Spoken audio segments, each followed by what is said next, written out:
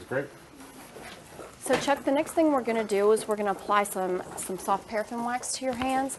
Okay. What this does is it helps to hydrate the skin. It allows the lotion to penetrate into your skin. Use a hot lather.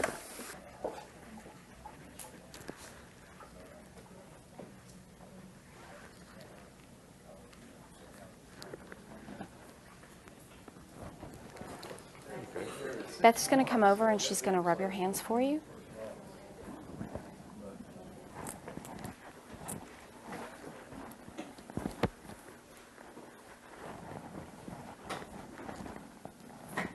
How does that feel? Very nice.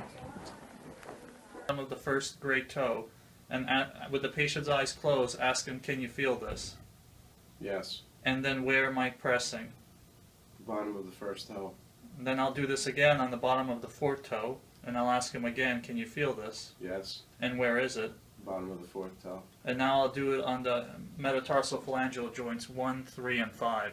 So I'll press here, and I'll ask Ron, "Can you feel that?" Yes. And is that near your first toe, the middle of your foot, or all the way to the right of your foot?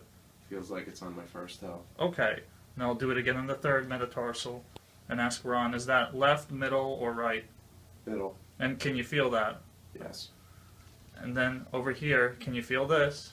Yes. And is it on the outside or inside of your foot? It's on the outside. Okay. And then the final spot is the sole of the foot.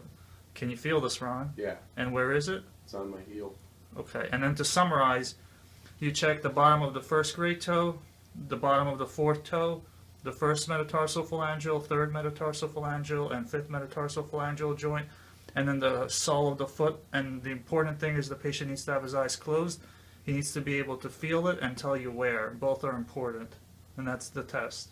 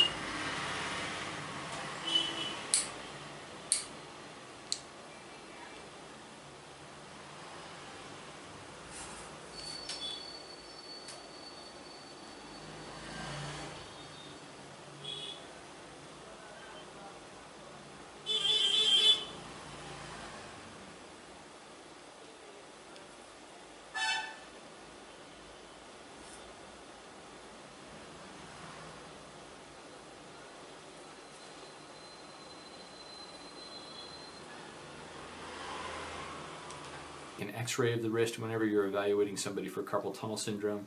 There can be arthritic conditions or other things that can sometimes cause one to be a little more prone to developing carpal tunnel syndrome, and also check their ability to make a fist. The last thing I would like to demonstrate is how I test for sensation, specifically two-point discrimination. Two-point discrimination measures innervation density. Usually somebody can feel 2 points that are about 5 to 6 millimeters apart. That's normal innervation density. In somebody that can't feel that, it means that that median nerve is not conducting enough electricity or a signal from the brain to the fingers, and so that may be manifest then as an increased distance between these 2 points. So go ahead and close. So I usually have the patient close their eyes or look away, and I have them ask me if they can feel 2 points or just 1 point. Do you feel 2 or 1? 2. 2 or 1? 1. And I go through each finger like that, and I measure, and I go to each side. So the radial side of the thumb, and the ulnar side of the thumb, and I do that for each finger, and I document what that 2-point discrimination is. So, I will have you bend your thumb at this joint. Stay there and don't let me move you. And bend this joint. stay there and don't let me move you. And then, again, I'll apply pressure on this side, so stay there and don't let me move you. And stay there and don't let me move you. Great, you can relax, thank you, to see their strength. So if I could have you put your palm up, and then lift your fingers to the sky, bending your wrist. So bend your wrist up, perfect. And then kind of angle your fingers inwards. That's great. Okay, I'm going to apply some pressure, so Okay. stay there and don't let me move you. And then move your fingers out. And I'm going to slide my fingers in here. So I'm going to apply some pressure, so stay there and don't let me move you. Thank you. Great. And first, we can check the CSM, which is circulatory sensory motor, and we can do that by pressing on their finger and asking them if they feel anything. Do you feel anything? Yes. Okay. And then we have to check their equal grip. And can you grip my hands, please? And they're pretty equal. And then I can check the CSM by pressing their fingernails and then seeing if the white turns red fast. Clearly. For example, children. The examiner simply drags a plastic pen along the length of the digit or area of suspected sensory loss and compares the friction felt with other areas within the same hand or digit. If there is neural damage, there will be a loss of friction against the plastic pen because the sweat glands will no longer.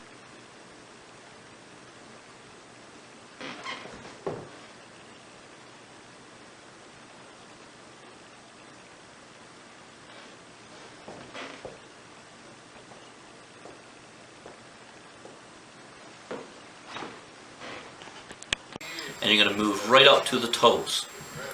What you want to look for is any movement in the toes.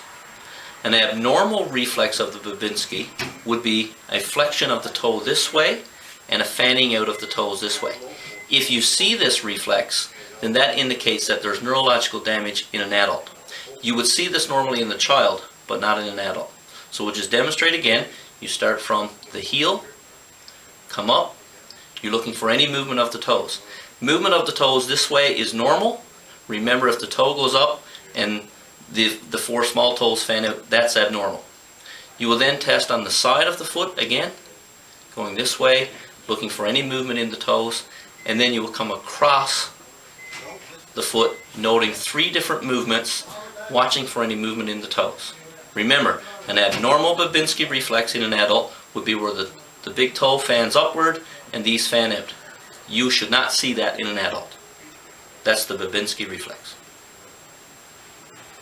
I think I'm normal. Okay?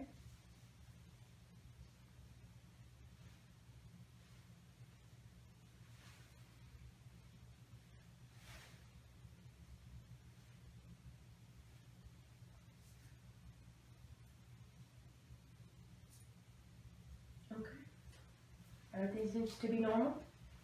So now I'm going to auscultate, and once you feel the stethoscope on your skin, just go ahead and breathe in for me. Alright.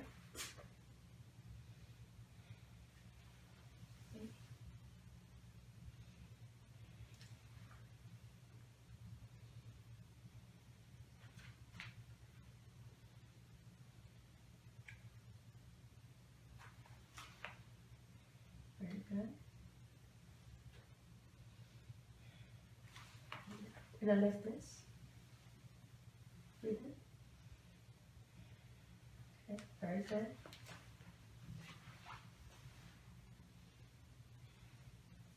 Okay. Please lift your fist.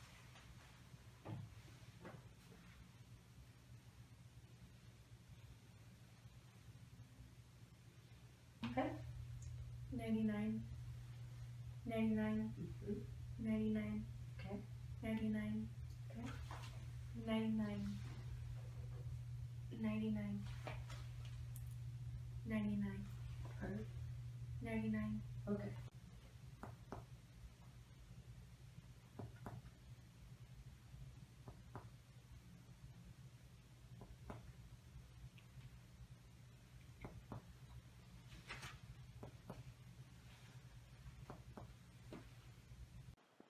And then I'm going to go to her carotid arteries. But I'm going to be assessing those one at a time because I like it when my patients are alive. And then I'm going to be palpating her brachial pulses. And then we're going to go down to her radial pulses. And for the sake of this video, I did not do her femoral pulses, but that's in the groin area. And I'm going to the popliteal pulse, her posterior tibialis pulse, and then her dorsalis pedis pulses. And all of her pulses were strong, equal bilaterally. And now I'm going to be doing capillary refill and out of respite any tenderness when I lift my hands up. I'm just going to be assessing for any enlarged organs or masses in her abdomen, and everything was soft. And as my old anatomy teacher told me, you want to feel the abdomen, you want it to feel like guacamole. And for light palpation, you want to go about half an inch deep, and for and his belly is soft, non-tender.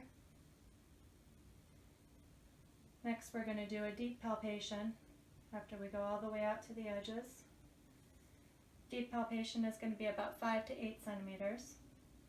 With deep palpation, we're assessing for masses, and we're assessing organs. For the liver, we're going to slip our left hand around the back, around the 11th rib, and we're going to palpate up to feel the edge of the liver. And note any enlargement. And we'll make our way over to the spleen. Reach the left hand over, slightly lift the body. We should not be able to palpate the spleen, and some people you can palpate the tip of the spleen, but usually it's non-palpable unless it's about 3 times its normal size. And last, we're going to test for rebound tenderness, which would tell us if there's any peritoneal inflammation. And with rebound tenderness, we're going to press in. There's no pain with the pressing in, but when you release quickly, there's pain with the release. And do you feel any pain? No. No, okay. Next, we're going to look at the peripheral vascular system. We're going to make our way down and palpate all the pulses. Again, for the purpose of the video, we're not going to take Hunter's shorts off, but we're going to palpate the left and the right femoral pulse. We're looking for symmetry down the legs. We're palpating the popliteal pulses. And we're noting, are they present? Are they normal? Are they weak? Are they bounding? We're looking at the dorsalis pedal pulse. We're going to check our brachial pulses.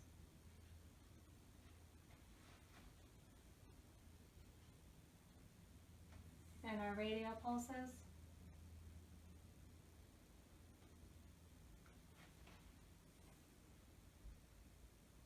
And Hunter does not have any swelling in his extremities. Nail beds are a good color.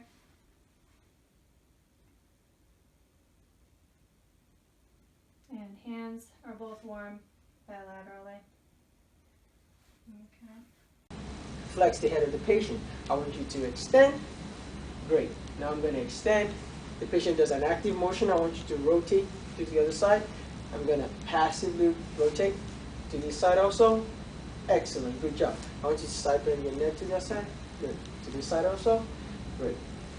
So the patient has really good range of motion. And now I'm going to check for his cervicals. So now I'm going to palpate to see if the patient has any cervical dysfunction starting from about C2 to C7. Does it hurt on the right? Okay. How about the left? Okay. How about the right? On the left? Okay. On the right? No? On the left? Good. All right. Now I'm going to check the patient's sinuses. We're going to start with the frontal sinus. So I'm going to palpate and press down. Does that hurt? Yeah. Okay, good. How about this? So I'm palpating on the maxillary sinus right now. Now I'm going to feel for the patient's lymph nodes to see for any swollen lymph nodes or lymphadenopathy. Start for posterior auricular lymph nodes, light palpation to deep palpation, and anterior lymph nodes, the pre-auricular lymph nodes. Then I'm going to go submaxillary to feel for any light to deep. See, thin.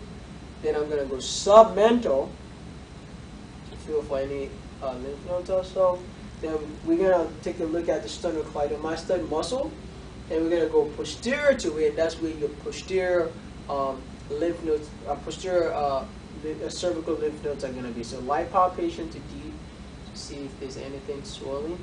Also on the other side, bilaterally. Now I'm going to palpate the anterior lymph nodes also. See if he has any swollen lymph nodes. And I'm going to palpate the supraclavicular lymph nodes. All right? Great. Now I'm going to continue my physical exam by examining the patient's ear. And then you're checking what else? What did I mention? I'm trying to think you're supposed to check for.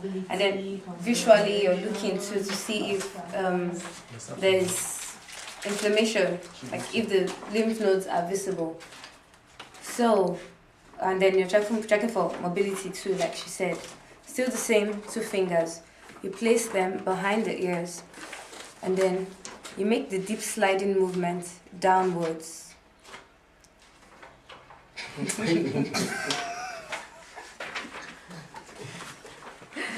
From behind the ears, you begin to make the deep sliding movement as if you're going forward, as if you're following the angle of the ear.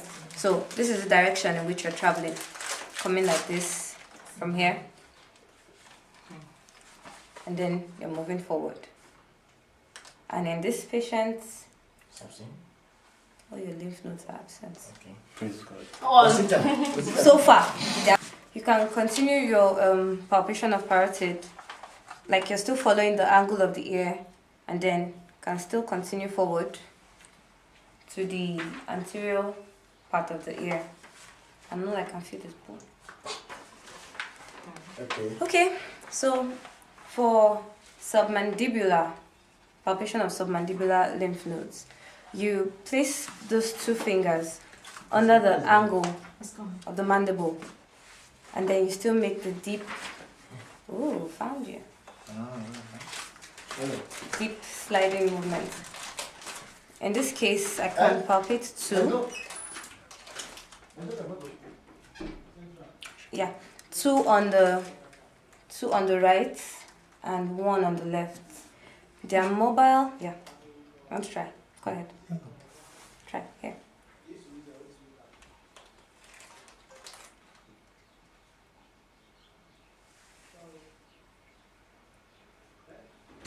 I don't even know how it feels like. Oh, boy. Here. 2 on the right and 1 on the left. They are mobile and non-conglomerated or non-clustered. And then I think elasticity is normal. So, for submental lymph nodes, you use just your first fingers under the what is this? Under the display, Sha. No, relax. Relax.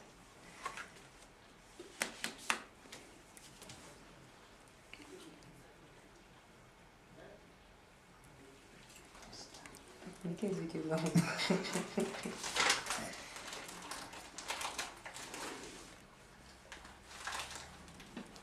Now, in this particular patient, we have 2 on both sides. Anybody want to try? Oh, come on, it's fun. Touch forward. Somebody come on, Papa. Okay. Relax. Pinch me. She has cut her nails. Okay. Let's see now. Good job. Stop laughing. Yep. Yes. Did you beat yourself? Yeah. Relax here. Here. Here. come forward a bit. That's Upwards. Checking upwards. I have a question on your heart. My last question is supposed to be coming to you right upper product. So that means am I supposed to do right, upper and left? Yeah. Together with There. So it's not, don't worry, it's not pathological. It's not pathological. So submental. really it is? Okay, What does it stand for? I don't know, but it's not supposed to be. inflammation or something. It's something, probably something really minor. Or maybe he has less fat. Maybe flu. Or maybe he had.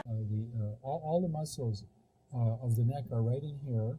And so we're going to search right down the midline, down the spine, and then we're going to go lateral. And then the trapezius area is right in this area here. And so we're going to find the tender points there. And I'm going to try to be gentle. But I want you to also pay attention to the marking pen. And I'm going to mark that point so I don't forget where it is. Now I'm going to go a little bit distal to that. And that isn't bad, is it? No. Okay, now I'm gonna go over toward the side of her neck. So I'm gonna take little tiny moves. Yes. Do you see her jump? Now I'm gonna go just next to that. That's not so much there. Is it? No. Okay, how about over here? No. No. Tolerable. Tolerable. But it was so those first 2 points, right here and here. Okay. Now okay. So right here was a little tiny too. Yes. So we have a real little cluster here. But she has a lot of tension in those trapezius from all that book studying, you know what it's like, you remember. You don't want to remember. You don't want to remember. Your body remembers. There's nothing there. Yeah, there's something right there. Right there. Okay, I'm right next. Which will be performed on the table like this. And since the major concern of the finger was at the ring finger, I will just stabilize the ring finger side like this on PIP side, and have the patient to ask to bend the finger. And patient will be performed 8 to 12 times. And about at week of 5 to 10, I will have the patient to perform isolated PIP flexion, which the patient will be placed on hand with the affected finger flat on the table and palm up like this. And I'll press down the fingers that are not affected and have the patient to bend the finger. And once the patient slowly bends, I'll have ask the patient to straighten up. And the patient will be performed 8 to 12 times. And the other recommended exercise I would do is imaginary ball squeeze. It will be performed like pretending to hold an imaginary ball like this, and slowly bend your fingers around imaginary ball like this, and squeeze about 6 seconds. And this will also be performed 8 to 12 times. Are you okay? No, I'm good. Okay, skin.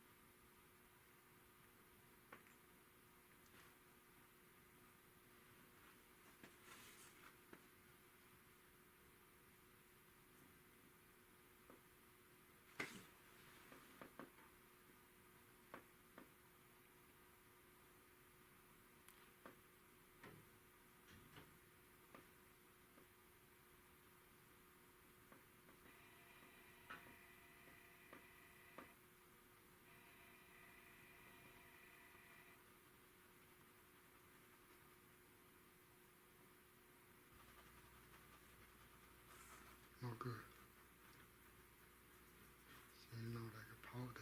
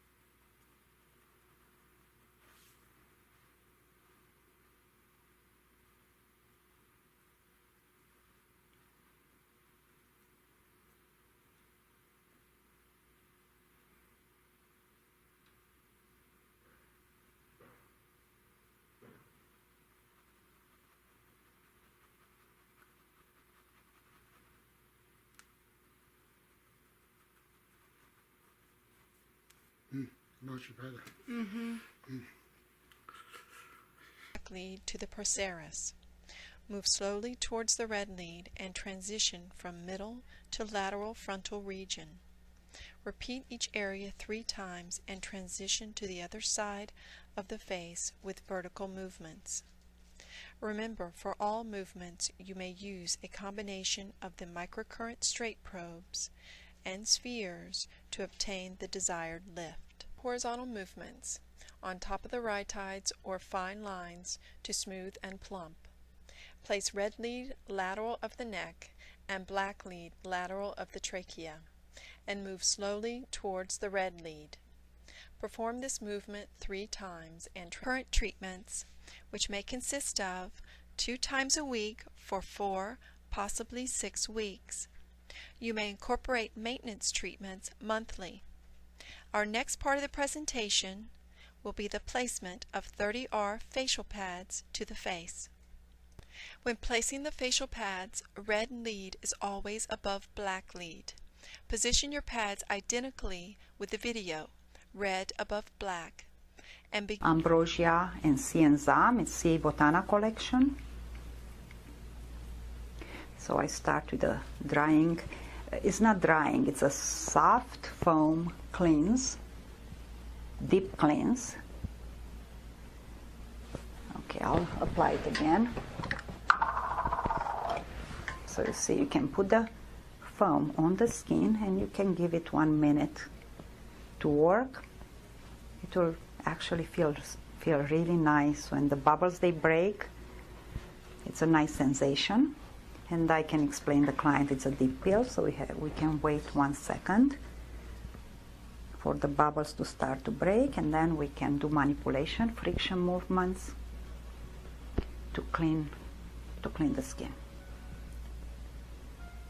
If she will have eye makeup remover and lip makeup remover, we'll start with the lips and the eyes, and we have deeper cleanser. We can do a milky cleanser. We can even use hydrophilic oil, which means water-loving oil. But fortunately, my client didn't have any makeup, so we're not losing the time removing makeup. I'll rather do nicer movements. They feel better. Okay. I can see a little blush, so her skin reacts.